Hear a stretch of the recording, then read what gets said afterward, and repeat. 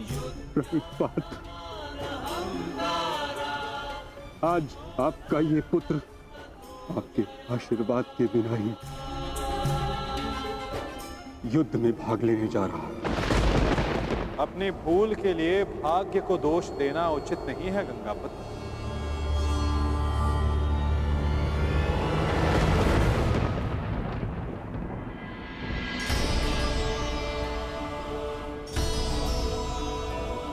एक योद्धा को इस अवस्था में देखना भी तो उचित नहीं वासुदेव। मेरे समक्ष केवल एक योद्धा ही कहां खड़ा है। मैं तो उस पुत्र को, उस पितामह को देख रहा हूं जिसकी दृष्टि में अपराध बोध है और मन में पश्चाताप की अग्नि। सत्य कहा आपने। आप एक योद्धा को नहीं, एक अभागे को देख रहे हैं। मुझसे बड़ा अभागा इस संसार में कौन होगा। एक ऐसे युद्ध में भाग लेने जा रहा हूं जहां मेरे ही वंश के लोग एक दूसरे के रक्त के प्यासे हैं। भाइयों में प्रेम की जगह प्रतिशोध है, अहंकार है। बाण किसी ओर से भी चले, छाती मेरी ही छलनी होगी। रक्त किसी का भी बहे, हृदय मेरा रोएगा। और मैं इस अनर्थ को रोकने के लिए कुछ भी नहीं कर सकता। जब आप रोक सकते थे तब आप मौन रहे गंगापुत्र।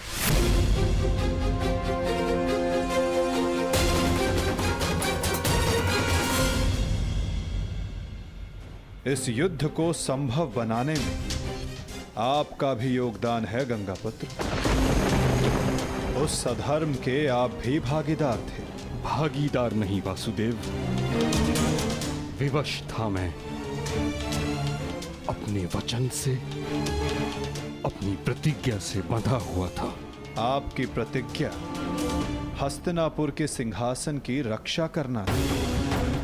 और हस्तिनापुर एक वस्तु, एक राज्य नहीं, एक सोच थी जो भारत में धर्म का उदय कर रही थी। वचन या प्रतिज्ञा कभी उस कारण से अधिक बड़ी नहीं होती जिसके लिए प्रतिज्ञा ली गई है। आपकी प्रतिज्ञा का कारण था हस्तिनापुर की सुरक्षा, अपने वंश का यश। और आज आपकी प्रतिज्ञा हस्तिनापुर को, आपके वंश को कहां ले आई है गंगापुत्र? आपने हस्तिनापुर को ऐसा राजा दिया जो अपनी ही प्रजा के अश्रु नहीं देख सकता, ऐसा युवराज दिया जो अपनी ही भ्राताओं की संपत्ति से द्वेष रखता है। आपके इस वचन ने एक स्त्री का भरी सभा में सबके समक्ष मान मर्दन होने दिया। माता पिता अपनी संतान को वचन देते हैं कि वो उनका साथ देंगे, परंतु अपनी संतान को सही मार्ग पर रखना माता पिता का कर्तव्य होता है। यदि उचित समय पर आपका धनुष उठा होता, आपने अपना स्वर उठाया होता, तो आज संपूर्ण भारत महाभारत की चौखट पर ना खड़ा होता गंगापुत्र। आपकी इस प्रतिज्ञा को पूर्ण करने के लिए कितना बड़ा मूल्य चुका रहा है ये संसार। समय आ गया है कि उस प्रतिज्ञा को तोड़ दिया जाए, क्योंकि उचित और अनुचित की परिभाषा प्रतिज्ञा से नहीं, अंतरात्मा की पुकार से बंधी होती है गंगापुत्र। ये चुनाव आपका था और इसका फल भी आप ही भोगेंगे। अपने चुनाव के लिए आप स्वयं उत्तरदायी हैं गंगापुत्र, ना कि आपकी प्रतिज्ञा और ना ही आपका प्रारब्ध। ठीक कहा आपने वासुदेव। मैं अपने चुनाव का उत्तरदायित्व अपने सर लेता हूं। मेरा चुनाव है कि मैं अपना वचन तोड़ नहीं सकता। निराशा हुई मुझे ये जानकर। कदाचित इसके लिए पांडव आपको क्षमा कर दे, कदाचित याज्ञसेनी आपको क्षमा कर दे, कदाचित मैं आपको दोषी ना मानूं, परंतु इतिहास आपको इसके लिए कभी क्षमा नहीं करेगा गंगापुत्र।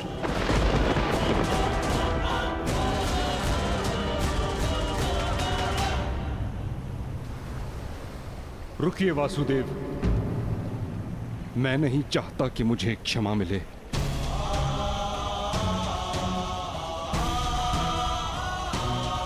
वचन पूर्ण करने का पुण्य मुझे मिले न मिले, परंतु मौन रहने का दंड मुझे अवश्य मिलना चाहिए।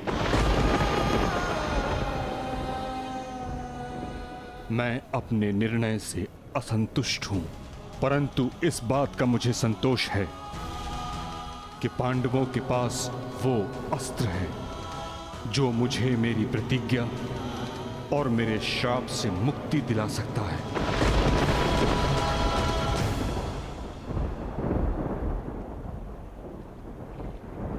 आप भली भांति जानते हैं कि मैं किसके विषय में बात कर रहा हूं, किंतु पांडवों को इसका ज्ञान नहीं। उनका मार्गदर्शन आपको करना होगा वासुदेव। भीष्म नामक समस्या का समाधान आप उनको सुझाएंगे। समाधान अपने गंतव्य तक पहुंचने को है गंगापुत्र।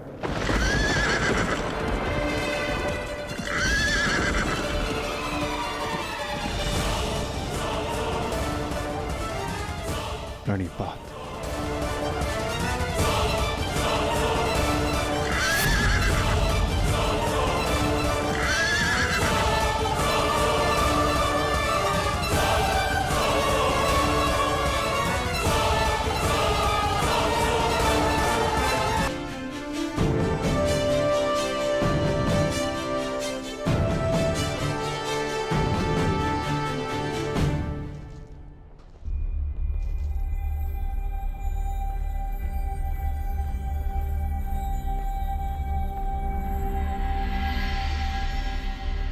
पिताश्री,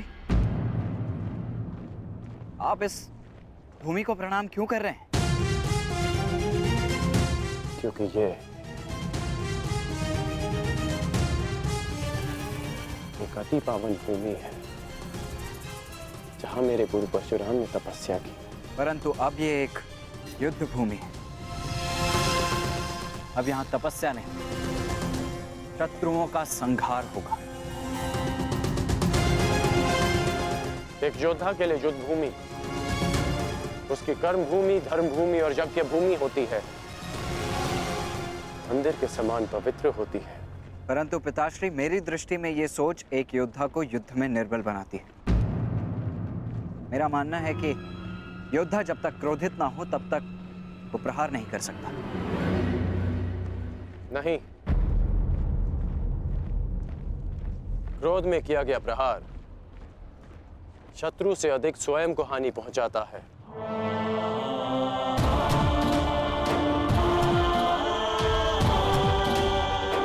परंतु ये तुम्हारा नहीं, तुम्हारी आयु का दोष है। जब मैं भी तुम्हारी आयु का था तो ऐसा ही सोचता था। मेरे भीतर भी यही आक्रोश, यही क्रोध था। परंतु मेरे गुरु परशुराम ने मुझे सिखाया है कि कैसे अपने क्रोध को अपना शस्त्र बना, अपनी दुर्बलता नहीं, कि कैसे शांत मन से उस क्रोध को प्रहार में परिवर्तित करना चाहिए। पुत्र, जब भी शत्रु सामने हो तो दृष्टि में अवश्य क्रोध रखो, परंतु मन शांत रहना चाहिए। परंतु पिताश्री, आज आज जो मैंने देखा वो तो कुछ और ही था। जब आप पांडवों के समक्ष थे, आपके दृष्टि में क्रोध नहीं था। कोई योद्धा कैसे अपने शत्रुओं को कोमल भाव से देख सकता है?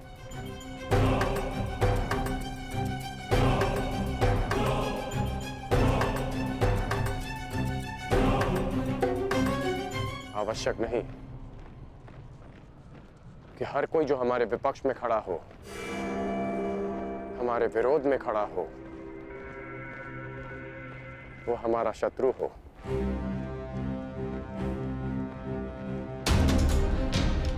शत्रु हमारे भीतर होता है, जो बीते कर्मों का फल बनकर हमें सर्प की भांति डसता है। इसमें कोई संदेह नहीं कि भीम सबसे बली है, प्रबल योद्धा है, परंतु यह भी निश्चित है कि कुमार धृष्टद्युम्न रणनीति में सबसे कुशल और प्रहार में सबसे गतिमान है। परंतु एक सेना के दो सेनापति कैसे हो सकते हैं धर्मराज? अब आप ही बताइए कि किसे सेनापति चुना जाए।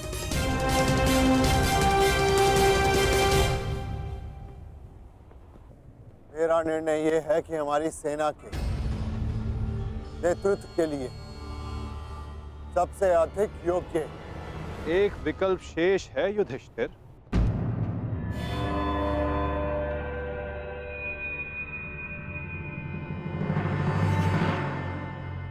कौन वासुदेव? सेनापति पद के लिए भीम से अधिक कुशल और कौन हो सकता है? भीम की कुशलता पर मुझे कोई संदेह नहीं, परंतु हमें एक ऐसा सेनापति चाहिए जो युद्ध में गंगा पुत्र के समक्ष खड़ा हो सके।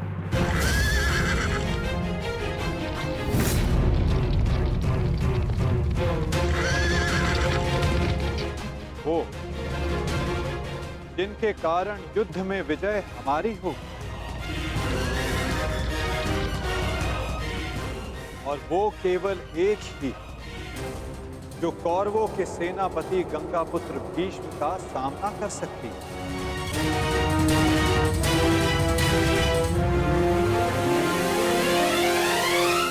शिखंड।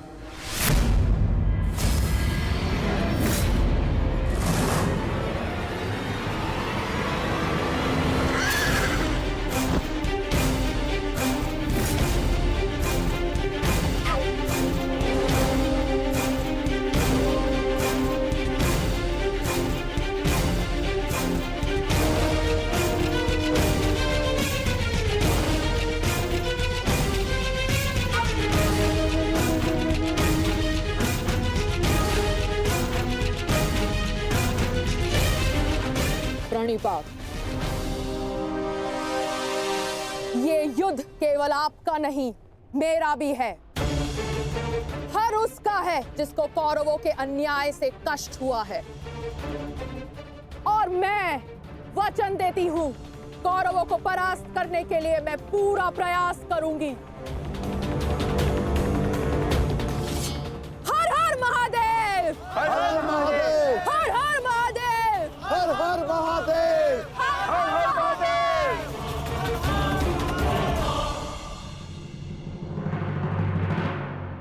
एक समस्या अब भी सामने है वासुदेव।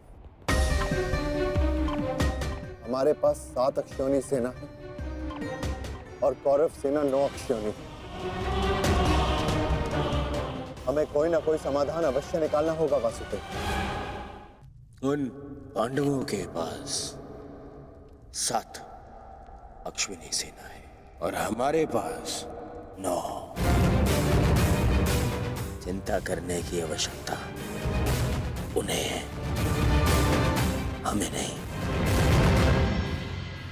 यदि तुम यूं ही बैठे बैठे आनंद मनाते रहोगे ना दुर्योधन, तो शीघ्र ही ये समीकरण बदल जाएगा। ना, मेरे कहने का तात्पर्य ये है कि शीघ्र ही ये समीकरण बराबर का हो जाएगा दुर्योधन। समझ गए? कैसे? मद्रराज शल्य, स्मरण है? नकुल सहदेव का मामा है वो, मामा। और हर मामा अपने भांजे के अतिरिक्त और किसी का सगा नहीं हो सकता ना? और ये बात तुमसे अधिक कौन जान सकता है? उसके पास 2-2 अक्षौणी सेना है, 2-2, और वो भी अति शक्तिशाली। वो यदि पांडवों के पक्ष में चला गया ना, तो पांडवों की शक्ति हमसे अधिक हो जाएगी निश्चित। और हाँ, कलिंग का स्वयंवर तो स्मरण है ना तुम्हें दुर्योधन? शल्य को शत्रु का क्रोध अधिक शक्तिशाली बना देता है, देखा है तुमने? देखा है ना? और हाँ, मैंने तो ये भी सुना है कि शल्य सेना का हर एक सैनिक शल्य की इस विद्या में थोड़ा कम, थोड़ा अधिक कुशल है। ये तो चिंता का विषय है मामाश्री। नहीं होना चाहिए। शल्य को अपने पक्ष में कैसे किया जाए? है, मेरे पास एक योजना है दुर्योधन। मद्रराज शल्य अपने वचन का पक्का है, परंतु चरित्र का थोड़ा सा कच्चा। ये स्वभाव से थोड़े रसिक भी हैं। तुम समझ रहे हो ना मैं क्या कह रहा हूँ? रसिक हैं थोड़े से।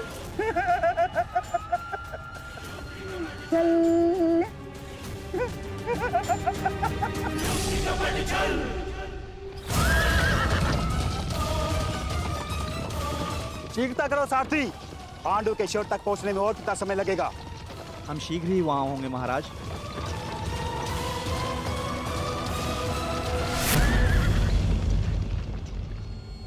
रथ क्यों रोका?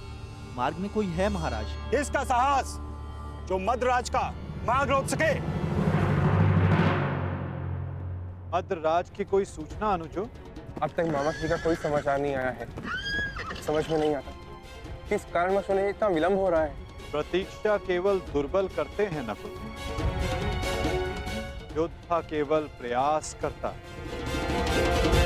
युद्ध आने को है, कहीं ऐसा ना हो कि तुम प्रतीक्षा करते रह जाओ और शत्रु अपने प्रयास में सफल हो जाए।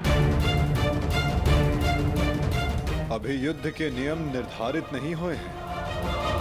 किसे क्या, कब, कहां, कौन सी अनहोनी हो जाए।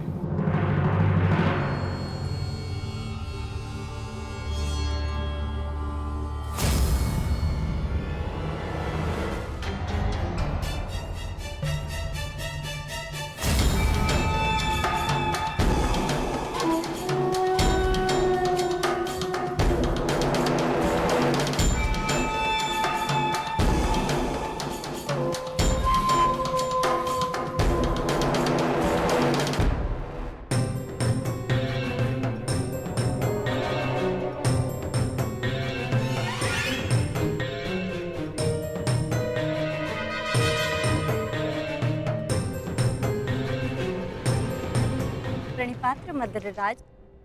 कौन है आप? आपकी सेविकाएं। आपकी यात्रा बहुत लंबी है, आपकी सेवा के लिए आए हैं, आपको आपके गंतव्य स्थान तक पहुंचाने। किसने आपको भेजा है? वासुदेव। वासुदेव? वासुदेव को हमारा धन्यवाद कहिएगा, परंतु मुझे आज विलंब हो रहा है। प्रणाम। मद्रराज, क्या आप हम दोनों को दंडवीर बनाना चाहते हैं?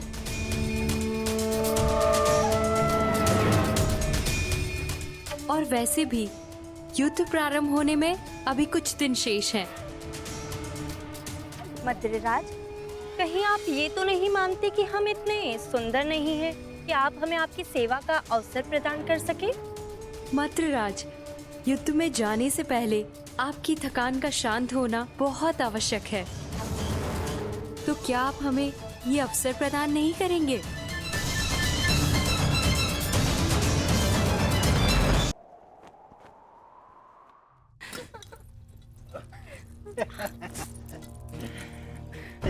सेवा का आनंद ले रहे हैं ना?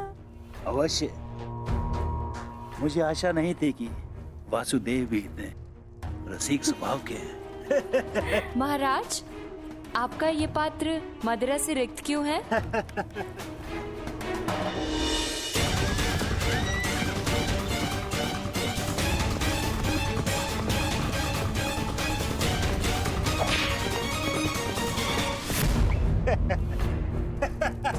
महाराज, हमसे क्या भूल हुई?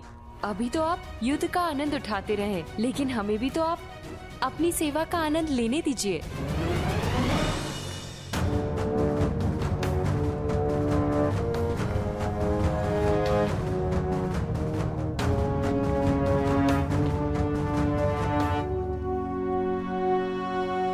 प्रणिपात मद्रराज।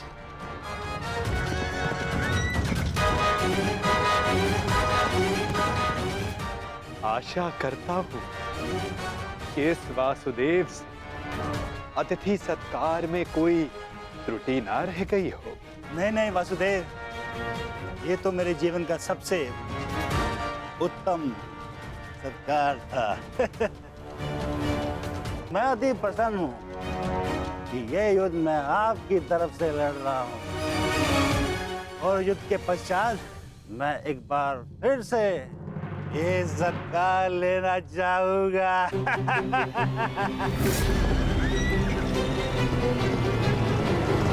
अवश्य, ऐसा सत्कार मैं आपका एक बार क्या कई बार करवाऊंगा, परंतु मैं आपसे आश्वासन नहीं मांग रहा हूं।